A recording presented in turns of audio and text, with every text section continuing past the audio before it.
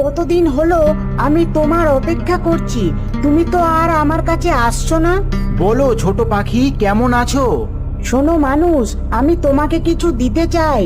তখন ছোট পাখি রবিকে বলে যে ওই আম গাছের তলায় একটা ব্যাগ রাখা আছে, ওটা তুমি ওখান থেকে বার করো।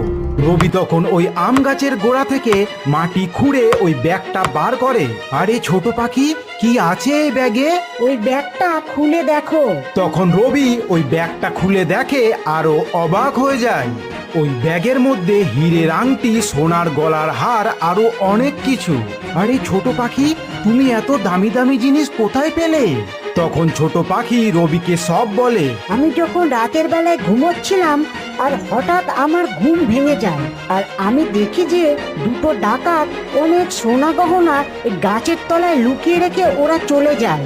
তুমি এই সব জিনিস তোমার কাছে রেখে দাও, এগুলো তোমার কাজে লাগবে। বাহ ছোট পাখি, তুমি তো আমার জীবন বদলে দিলে। ঠিক আছে, তুমি এখন এখান থেকে যাও।